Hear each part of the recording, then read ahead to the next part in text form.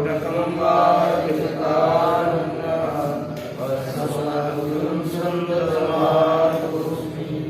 सृष्टे स्मृते पुराणानामालयं करुणालयं नमामि भगवत्पादं शङ्करं लोकशङ्करं शङ्करं शङ्कराचार्यं केशवं बादरायणं सुभाषुतो वन्दे भगवन्तो पुनः पुनः ईश्वरो गुरुरात्मेति मूर्तिभेदविभागिने व्योमव्याप्तदेहाय दक्षिणामूर्तये नमः अजामेकां लोहितशुक्लकृष्णा मे प्रजा सृजमाना नमामः अजायेनाजुष्माणां भजन्ते जात्येनां भुक्तभोगान् नमस्तान्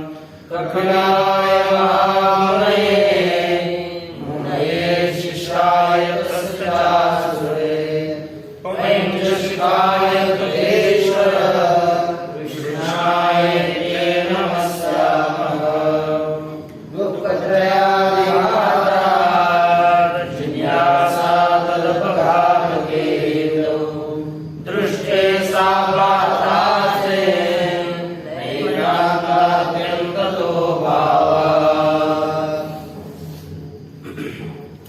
श्री ईश्वर कृष्ण प्रणीत सांख्य कारिकाओं का विचार करते हुए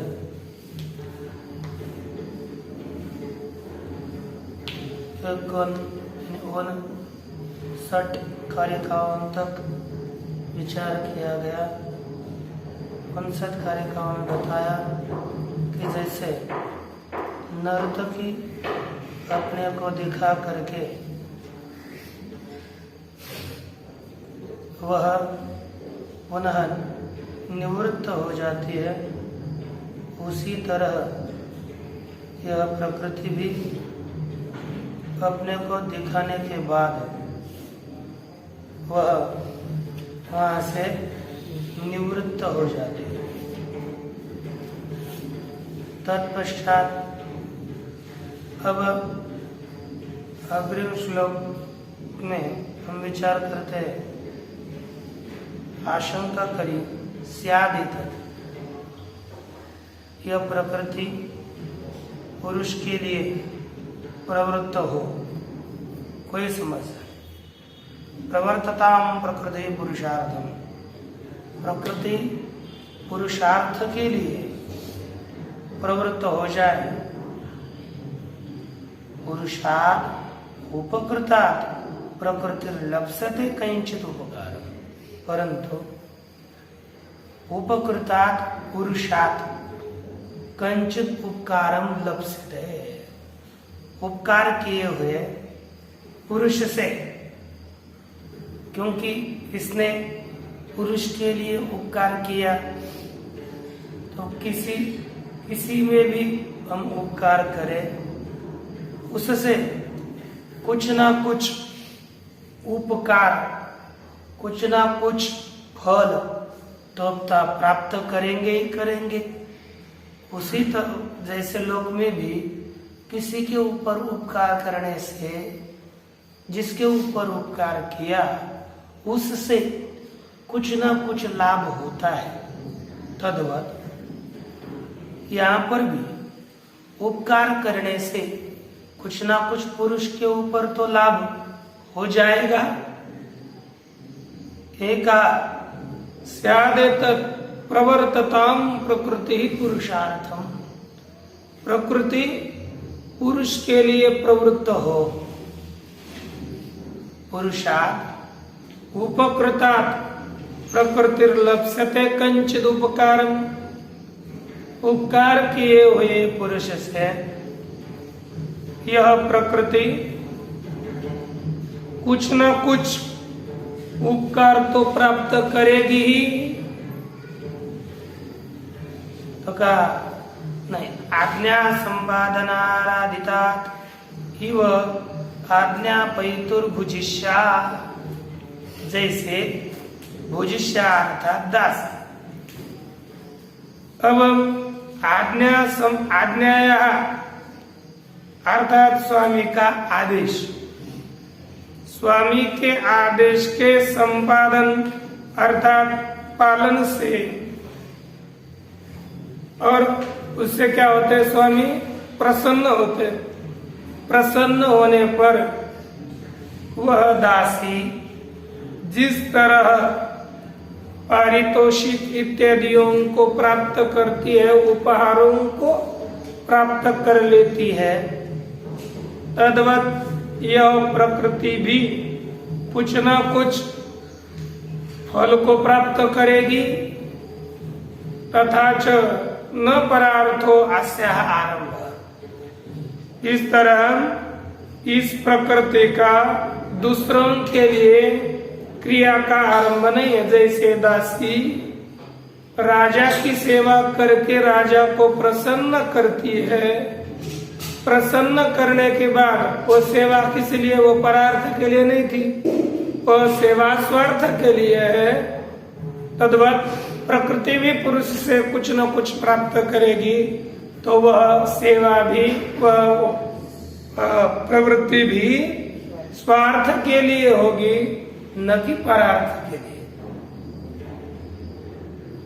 ऐसी शंका करी तब उत्तर देते हैं, नाना विधैरुपायैर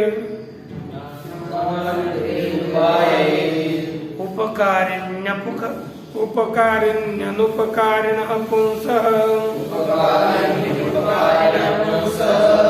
गुणवत्यगुणस्य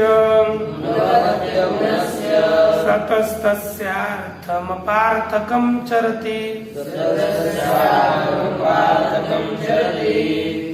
यह लिखा कि अनुपकारिणः पुंसः नानाविधैः उपायैः उपकारिणी। एक पहला शब्द दिया, ये पुरुष बहुत निठल्ला है। ये जैसे कृतघ्न जैसा है। कुछ नहीं, कितना भी उपकार करो कोई फर्क नहीं पड़ता पुरुष के ऊपर, ये और पुनः वापस उपकार करता ही नहीं, अनुपकारी है। अनुपकारिणः पुंसः, अनुपकारी जो पुरुष, उस पुरुष के नाना विधैहि उपायैहि, उसी पुरुष का अनेक उपायों से प्रकृति को उपकार करती है। पुरुष कुछ भी वापस नहीं देता, प्रकृति अनेकों उपायों के द्वारा पुरुष को प्रसन्न करने का प्रयास करती है। वह पुरुष प्रकृति के ऊपर थोड़ा भी उपकार नहीं करते। पुनः गुणवती, ये प्रकृति कैसी है, गुणवती, और यह पुरुष कैसा है, अगुण। गुणवती अगुणस्य सततस्य अर्थम अपार्थकम करोति। कहते यह प्रकृति गुण वाली होती हुई भी अगुण, गुणरहित, सत, ऐसा जो पुरुष है, चेतन है, उसके अर्थम अर्थात भोग और अपवर्ग रूप प्रयोजन को अपार्थक करती है। अपार्थक अर्थात निस्वार्थ करती है। कोई स्वार्थ धड़ा हुआ नहीं है प्रकृति का कि पुरुष के लिए कुछ किया जाए, लेकिन करती रहती है। अब वो निरर्थक करती है। नाना इति यथा गुणवान अपि उपकारी अपि भृत्य निर्गुणे अतएव अनुपकारिणे स्वामिनी निष्फलाराधना। कभी कभी सेवक गुणवान होता है और उपकारी भी होता है, दूसरों के ऊपर उपकार करने का स्वभाव। यह एक राजा यदि निर्गुण हो, कुछ नहीं आता, लेकिन उसने एक ये बना लिया है कि यहाँ परंपरा से सेवा चली आ रही है, तो फिर उससे कुछ मिले अथवा न मिले, अपनी सेवा करके चले जाओ, है ना रे? हाँ, जैसे गुणवान भी और उपकारी भी सेवक निर्गुणी अर्थात निर्गुण, इसलिए कैसा है अपना अतः अनुपकारिणी स्वामी, इसलिए ही उपकार न करने वाले जो स्वामी है, मालिक है, उनकी निष्फल आराधना करता है। एवं यम प्रकृति तपस्विनी गुणवती, अब गुणवती उपकारिणी है ना, ये प्रकृति कैसी है? इसी तरह यह प्रकृति तपस्वी है, गुण वाली है और उपकार करने वाली है अन्यों के ऊपर। यह प्रकार इसी प्रकृति अनुपकारिणी पुरुषे व्यर्थ परिश्रमा इति, उपकार न करने वाले पुरुष में ये व्यर्थ परिश्रम करती रहती, व्यर्थ उसका कल्याण चाहती है। पुरुषार्थम एव यतते, यह प्रकृति पुरुष के लिए ही प्रवृत्त होती है, न स्वार्थम इति सिद्धम, यह प्रकृति स्वार्थ के लिए प्रवृत्त नहीं होती, यह सिद्ध हुआ। अच्छा, कहते स्यादे तक पुनः पूर्व पक्षी शंका करी, स्यादे नर्तकी नृत्यं परिषद्भ्य दर्शयित्वा निवृत्तापि पुनः तद्द्रष्टु कौतूहलात् प्रवर्तते यथा तथा प्रकृतिरपि पुरुषाय आत्मानं दर्शयित्वा निवृत्तापि पुनः प्रवर्तते। एक पूर्व पक्षी बोलता है, महाराज आपकी प्रकृति स्वतंत्र है। हाँ, स्वतंत्र है। ऐसी स्वतंत्र प्रकृति पुरुष के लिए प्रवृत्त होगी। तो कैसे? जैसे नर्तकी अर्थात नाचने वाली स्त्री, ये अपना नाच नृत्यम परिषद्भ्य दर्शयित्वा, अपने नाच को, अपने नृत्य को जो सभासद आए थे देखने के लिए उनको दिखाती है, और उससे आज का नाच गान पूरा हो गया और नृत्य से निवृत्त हुई। होने के बाद भी ज्यादा लोग उसकी बाद में स्तुति करते हैं क्योंकि बहुत अच्छा नाच हुआ। तो पुनः निवृत्ता पुनः इनके कुतूहल से तब दृष्टु कौतूहलात्, उनके दृष्टा के कुतूहल से, अर्थात जो परिषद है ना, उनके कुतूहल मात्र से, जैसे यह प्रकृति पुनः प्रवृत्त थे, नर्तकी पुनः प्रवृत्त होती है, पुनः नाचने के लिए आती है कि नहीं? उसी तरह प्रकृतिरपि पुरुषाय आत्मानं दर्शित, प्रकृति भी पुरुष के लिए अपने आप को दिखा करके निवृत्त होने पर भी पुनः प्रवर्तती, पुनः प्रवृत्त होगी इत्यत आह। इसलिए उत्तर यहाँ पर देते हैं। ये है ना, प्रकृति बहुत सुकुमार है। जैसे आपको एक उदाहरण के आगे श्लोक में देख लेते हैं। प्रकृते सुकुमारतरम न किंचिदस्ति किमे मतिर्भवति या दृष्टास्मीति पुनर् न दर्शनमुपैति पुरुषस्य। कहते हैं ये प्रकृति कैसी है? प्रकृते सुकुमारतरम न किंचिदस्ति इति मे मतिर्भवति। ग्रंथकार कहते हैं मेरी ऐसी बुद्धि है कि प्रकृति से और कोई भी सुकुमार अधिक सुकुमार न किंचित अस्ति, कोई भी नहीं, इतनी सुकुमार है कि बहुत प्रकृति सुकुमार है, उससे अधिक कोई भी सुकुमार नहीं है। ये मेरी बुद्धि है, ये मेरा निश्चय। फिर क्या करती है प्रकृति?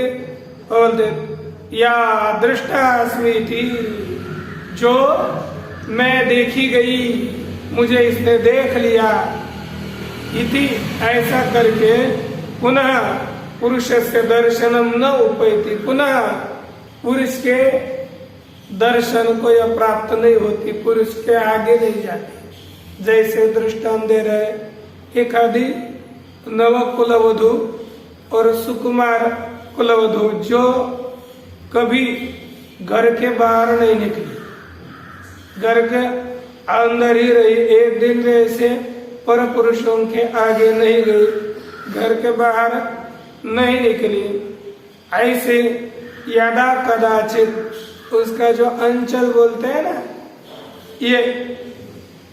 ये दुपट्टा कपड़ा ये प्रमाद से नीचे गिर गया और किसी पुरुष ने देख लिया, तो वह स्त्री उस पुरुष के आगे कभी नहीं जाती, क्योंकि इतने सुकुमार है कि लाज के कारण उसको अपना मुंह भी पुनः नहीं दिखाती। ये ऐसी प्रकृति है। यदि पुरुष के आगे गई और उसने देख लिया कि इसने मुझे देख लिया, अब लाज के कारण कभी प्रकृति पुरुष के आगे जाती ही नहीं है। यही दृष्टांत देकर समझाते हैं। असूर्यम पश्याहि कुलवधू, है ना, जैसे सूर्य ने भी कभी देखा नहीं जिसको, ऐसी कुलवधू है। वह अति मंदाक्ष मंथरा, और जिसके नेत्र इतने मंद है कि जैसे कैसे चंचल होते है ना, और देख नहीं, वैसे उसकी नेत्र चंचल है, अति मंदाक्ष, और गति भी जिसकी अतिशय मंद हो, ऐसी उसके यदा कदाचित प्रमादात विगलित शिरो अहिंचला, प्रमाद से अपने मस्तक से जिसका अंचल नीचे गिरा हुआ है, ऐसी चेद अवलोक्यते पर पुरुष, यदि वह दूसरे पुरुष के द्वारा देखी जाती है तो तदा असौ तथा प्रयतते, तब यह कुलवधू वैसा प्रयास करती है। कैसा? अप्रमत्ताम यथैनाम पुरुषांतराणी न पुनः पश्यन्ति, ये अप्रमादी होकर के ऐसा प्रयत्न करती है कि इसको पुनः दूसरे पुरुष पुनः न देखें,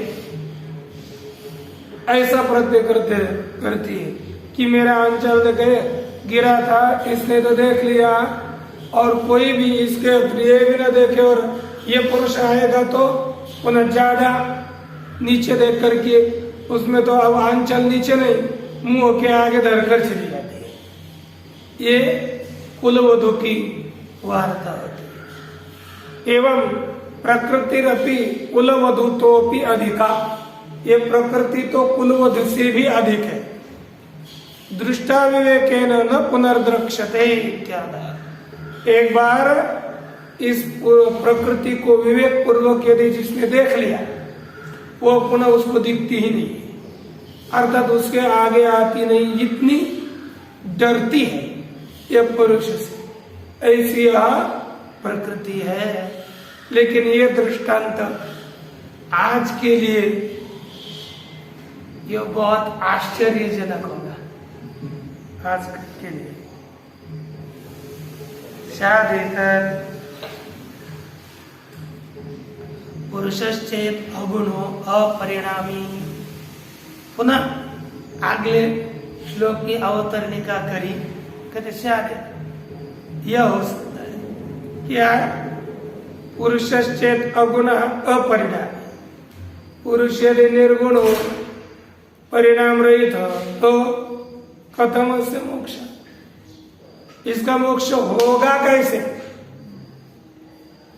मुचेर बंधन विश्लेषार्थत्वात्, मुच धातु का अर्थ बंधन का विश्लेष, बंधन का नाश, यही अर्थ है।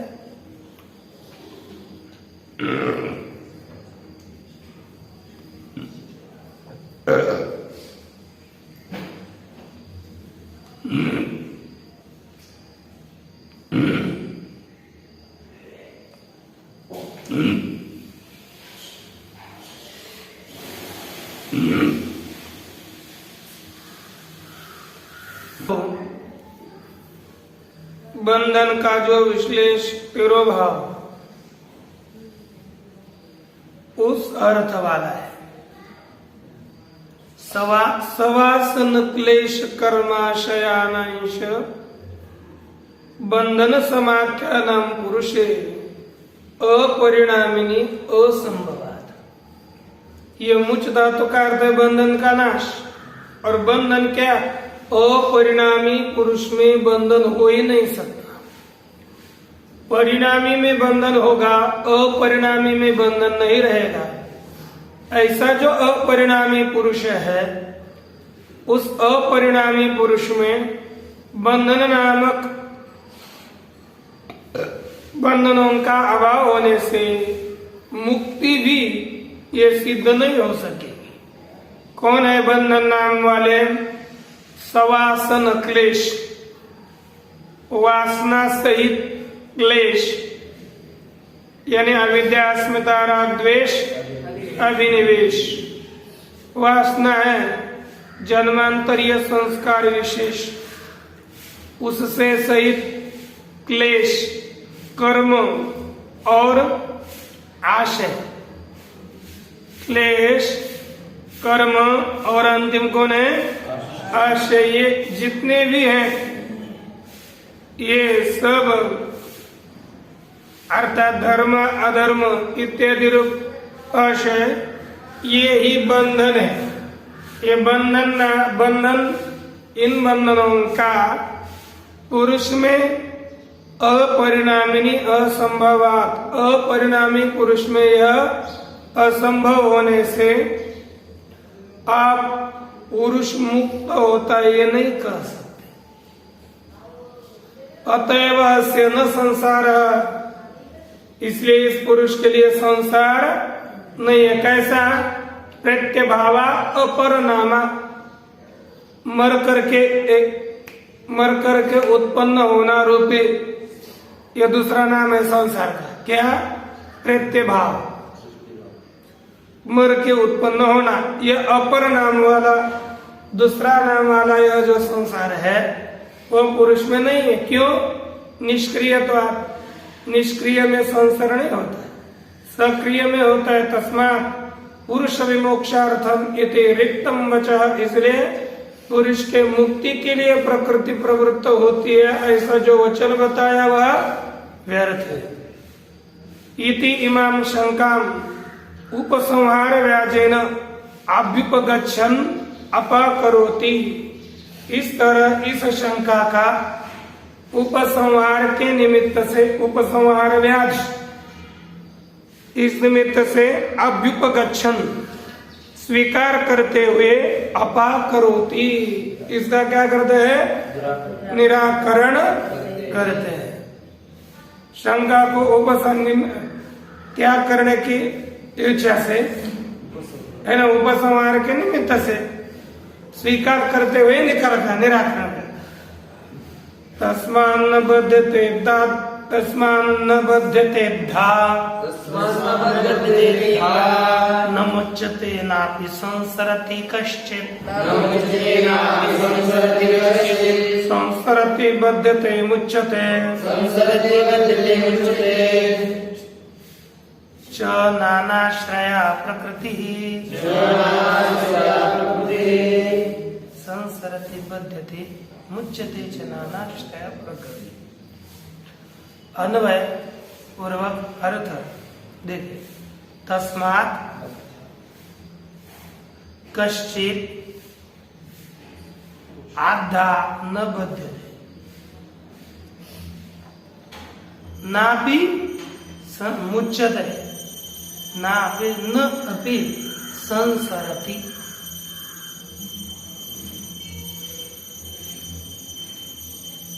नानाश्रया प्रकृति संसरति बध्यते च मुच्यते। कहते हैं कश्चित तस्मात् कश्चित पुरुष आधा न बध्यते। आधा अर्थात निश्चित। कोई भी पुरुष निश्चय से बद्ध संसार को प्राप्त नहीं होता। न बद्धते बद्ध नहीं होता, न मुच्यते और मुक्त भी नहीं होता। कोई भी पुरुष बद्ध नहीं होता, संसार को प्राप्त नहीं होता और मुक्त नहीं होता। फिर कौन बद्ध मुक्त होता है? कहते नानाश्रया प्रकृति। नानाश्रय अनेक आश्रयों वाली प्रकृति संसरती संसार को प्राप्त होती है।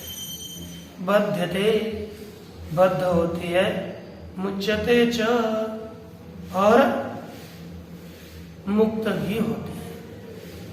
बद्धता मुक्तता यह सभी व्यवहार प्रकृति के अंतर्गत आता है, पुरुष में नहीं होता। अच्छा, तो देख लीजिए अर्थ। आधा तस्मात् इति आधा निश्चयेन न कश्चित पुरुषो बध्यते। कोई पुरुष बद्ध, आप बद्ध होते हो? हाँ, बताओ ना, आप बद्ध होते हो? यहाँ पर बताया पुरुष बद्ध ही नहीं होता। अध्यात्म निश्चय है ना, कोई भी एक नहीं, कश्चित कोई भी पुरुष।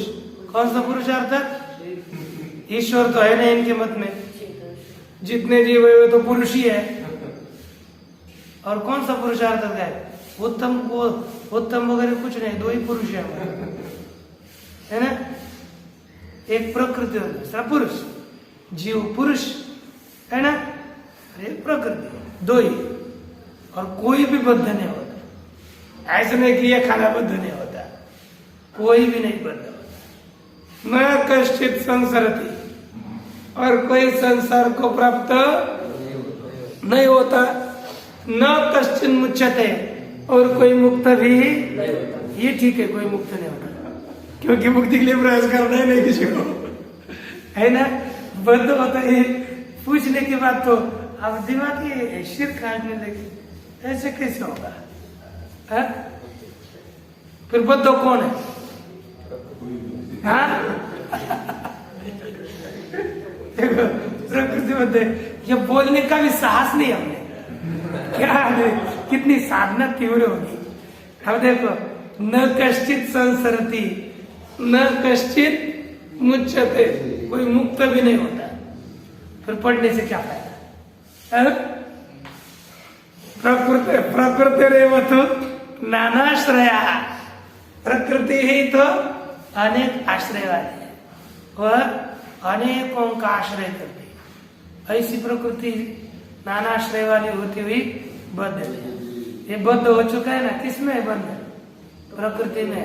अरे पुरुष बद्ध होता ही नहीं, क्योंकि आत्मा है ना, आत्मा निर्लेप है, बंध नहीं है। लेकिन यही तो भ्रम पड़ा हुआ है बुद्धि में कि हम बद्ध है ना।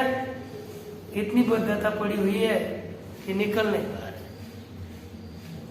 प्रकृति रेव तो नानाश्रया सती बध्यते पुनः संसरति मुच्यते च इति, और वह प्रकृति मुक्त होती है। बंध मोक्ष संसारा पुरुषेषु उपचर्यन्ते, ऐसा प्रकृति में, लेकिन गौण प्रयोग किया जाता है कि ये सब पुरुष में। यथा जयराजयौ जयो राजयो वृत्तगतावपि नहीं, जय पराजयो वृत्तगतावपि स्वामिनी उपचर्येते। यहाँ पर लिखो प बीच में। जैसे जय और पराजय, कौन जीतता रे? यहाँ पर अब ये तो पता होगा क्रिकेट खेलते है कि नहीं? क्रिकेट युद्ध कौन खेलता है? कौन? ये समुदाय टीम बोलते हैं, है ना? वो खेलते हैं। और हारते हैं कौन? और क्या बोलते हैं? भारत हार गया। भारत कैसे हारेगा भाई? भारत के 10-11 लोग हैं क्या? भारत तो ये पूरा देश है, ये कहाँ है? हारते हैं 2-4 लोग और कहते हैं कि भारत हारा, क्यों अन्य देश हारा, है कि नहीं? ये वैसे एक राज्य दूसरे राज्य के साथ जैसे पुराने सेनाओं का युद्ध हो जाता है, कहते ये देश हार गया। या भी अफगानिस्तान हार गया, है कि नहीं? और तालिबान जीत गया। अब ये अफगानिस्तान के युद्ध करने वाले कौन थे? सेना। वो हार गए कि सब लोग हार गए? सब लोगों ने युद्ध किया ही नहीं। हाँ, अन्याय तो सहन करना पड़ता है उसके, लेकिन सबने कभी युद्ध किया ही नहीं तो हारने का प्रश्न कभी आएगा? तो ऐसा ही होता है। हार जीत वो सैन्यों की होती है, लेकिन क्या बोलते हैं? राजा हार गया, राजा जीत गया, बोलते हैं कि नहीं? ये कैसा है? उसमें वो प्रयोग किया हुआ ये गौण है। राजा कभी युद्ध के लिए गया ही नहीं तो हारेगा कैसे? राजा इधर ही जंगल में चला गया पहले ही।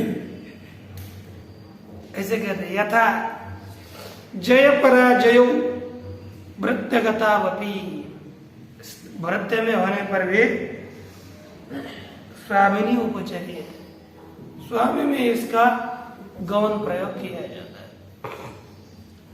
तद आश्रयण वृत्त्यानाम तद भागित्वा, क्योंकि उस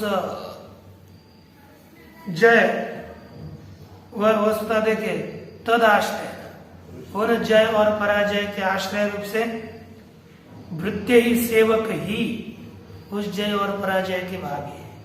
लेकिन तत्फल सच शोक लाभादे स्वामी ने संभव होते हैं तो जय पराजय सेवकों में, लेकिन उसका फल किसको मिलता है? कौन सुखी दुखी होता है? राजा, है कि नहीं? भोगापवर्गयोश्च प्रकृतिगतयोरपि, भोग और अपवर्ग होते हैं प्रकृति में। भोग और अपवर्ग प्रकृतिगत होने पर भी विवेकाग्रह पुरुष संबंध उपपादित इति सर्वं पुष्कलम, कहते भोगा और अपवर्ग ये प्रकृतिगत होने पर भी विवेक के अग्रह से पुरुष संबंध उनका बताया गया। क्योंकि कहते है प्रकृति में, लेकिन प्रकृति पुरुष का भेद ज्ञान नहीं हुआ ना, तो ये पुरुष में है, पुरुष के साथ इसका संबंध बताया गया। पुरुष में रहता है ऐसा प्रतिपादन हुआ, लेकिन है प्रकृति में, लेकिन बताते है पुरुष में। इति पुष्कलम, यह बहुत हुआ है ना? इति पुष्कलम कर दिया, बहुत हो गया तो पुष्कल करके पुष्कल होता है, लेकिन इति सिद्धम, यह सिद्ध हुआ, है कि नहीं? अब यदि अब आगे की कार्य का इसका विचार देख लीजिए। ननु अवगतम प्रकृतिगता बंध संसार अपवर्गा पुरुषेषु उपचर्यन्ते। हाँ, जान लिया हमने भी। सुनने वाला शिष्य क्या था? पूर्व पक्षी बोलते हमने जान लिया प्रकृतिगत जो बंध और संसार, बंध संसार अपवर्ग ये सब पुरुष में उपचरित किए जाते हैं, गौण कहे जाते हैं। लेकिन किम साधना पुनरेते प्रकृति, ये किस साधन वाले ये प्रकृति में रहते हैं? तो उसका उत्तर देते हैं रूपै सप्तवीरे वतु रूपै सप्तवीरेषु बध्नात्यात्मानमात्मना प्रकृति बध्नात्यात्मानमात्मना सैव च पुरुषार्थं प्रति सैव च पुरुषार्थं विमोचयते रूपेण विमोचयते प्रकृति ही क्या करती है? पुरुषार्थम प्रति आत्मना एव सप्तभी रूपै आत्मानं बध्नाति। कहते प्रकृति रे प्रकृति पुरुषार्थ के लिए आत्मना स्वयं सप्तभी रूपै अपने जो 7 रूप, उन 7 रूपों के द्वारा पुरुष के लिए यानी अपने को ही आत्मना आत्मानम बध्नाति, खुद को ही बांधती है।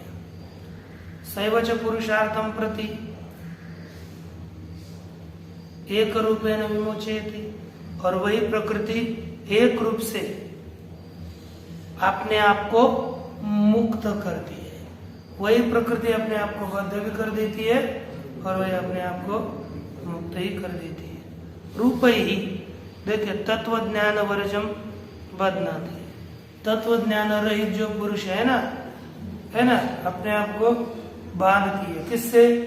धर्मादि सप्तभी रूप, धर्माधर्म इत्यादि जो धर्म अधर्म अज्ञान वैराग्य वैराग्य ऐश्वर्य अनैश्वर्य इत्यादि जो 7 रूप है, वो रूपों के द्वारा प्रकृति बांधती है। रूप अर्थात भाव, इन्हीं भाव पदार्थों से प्रकृति बांधती है। किसको? पुरुषार्थम प्रति, पुरुषार्थ के लिए अर्थात भोग और अपवर्ग के लिए बांधती है। आत्मना आत्मा अपने आप को ही ये बांधती है। एक रूपेण और एक रूपेण तत्व ज्ञान है, विवेक कहते हैं। एक स्वरूप वाले तत्व ज्ञान के द्वारा विवेक ख्याति के द्वारा मुक्त भी करती है। पुनर्भोग अपवर्ग न करोति इत्यर्थ, पुनः भोग और अपवर्ग प्रकृति नहीं करती, एक बार भी करती है, यह तात्पर्य। ओम पूर्णमदः